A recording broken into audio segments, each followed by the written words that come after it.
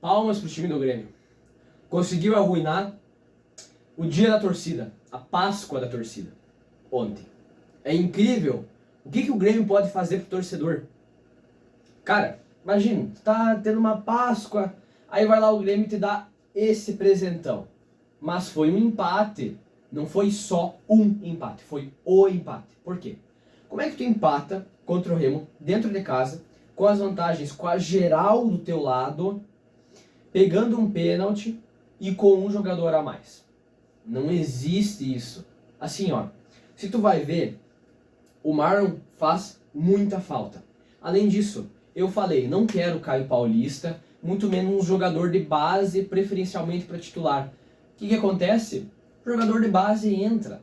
E o jogador de base está acostumado com a Copa São Paulo, a Copinha. E o cara vai lá, a Copinha não é os pés do nível do futebol brasileiro profissional. Então ele está acostumado com uma pelada braba. E aí ele vai jogar, ele não tem mentalidade, ele não tem força, ele não consegue. E ele faz erro de marcação, como a gente conseguiu ver ontem.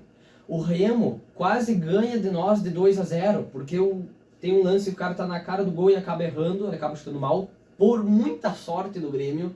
Às vezes o Grêmio tem mais sorte que juízo, um exemplo dessa partida de ontem, e o pênalti que o Everton pegou. Esse pênalti também, uma palhaçada que essa árbitra fez, tá? Literal, é um lance natural que aconteceu. O jogador do Grêmio, ele tava com o pé na frente, com os olhos fechados e recuando com os braços para frente.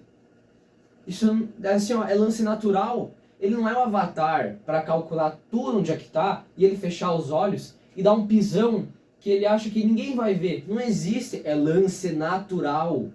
É lance natural. Não dá. Não tem como marcar esse pênalti. Não existe. Graças a Deus, a ladruagem não conseguiu ser feita. Porque a gente tem um goleiro decente. Aí assim, ó. Falando em goleiro, destaque do Everton ontem. Parabéns ao Everton. Conseguiu salvar o Grêmio. E aí que eu quero chegar.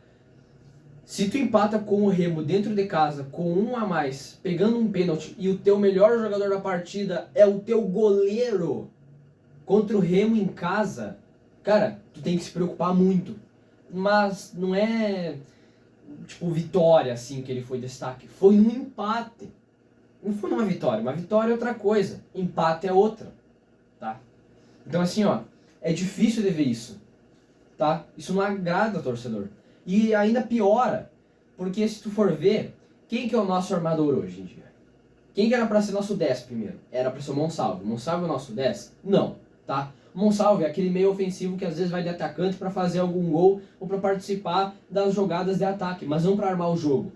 E aí quem que sobra? O Arthur, tá? Que tá com 30 e poucos anos, já teve lesões na carreira e ele só consegue jogar o segundo tempo. Que se joga o primeiro, ele não consegue mais jogar nada. Quem que é o outro? Gabriel Mack. Gurizinho, mesma coisa, tá? Aquela coisa da base, ele se aproxima muito disso. Ah, mas ele até consegue jogar, ok. Mas, cara, não dá se o time do Grêmio também não colabora. É uma questão também muito mais ampla do que o camisa 10. Mas se a gente tem um camisa 10, a gente consegue ajeitar um jogo e entrosar o jogador, que eu falo, ó, há tempo sobre entrosamento do time do Grêmio, a gente melhora muito. E o Grêmio é precário porque ele necessita de um camisa 10. Então vão ao mercado e pegam um lateral esquerdo e um camisa 10. Se pega um lateral esquerdo, ó, tem que cortar, tem que rescindir com esse Caio Paulista.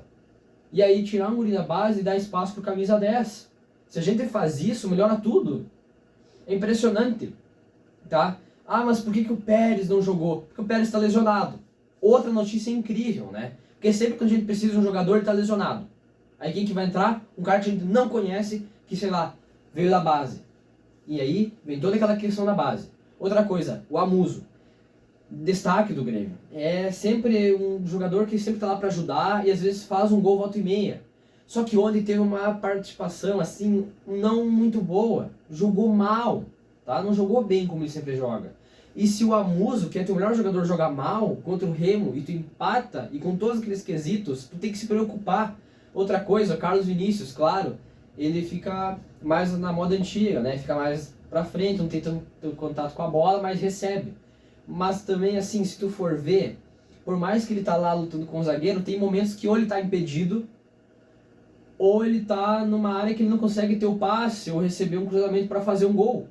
Então assim, ó, se tu for ver, falta pro Grêmio defesa, marcação, né, que entra nesse quesito, aí a questão de entrosamento, a questão de participação, de visão de jogo e outros ali que agregam na questão de que o Grêmio não consegue executar os fundamentos básicos do futebol.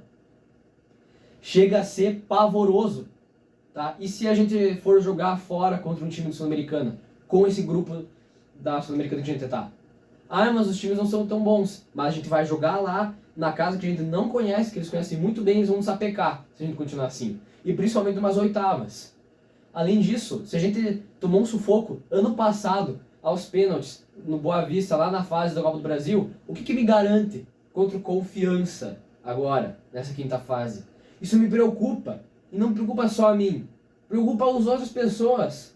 É preocupante o que está acontecendo com o Grêmio. A gente tem que melhorar, pelo menos começar agora.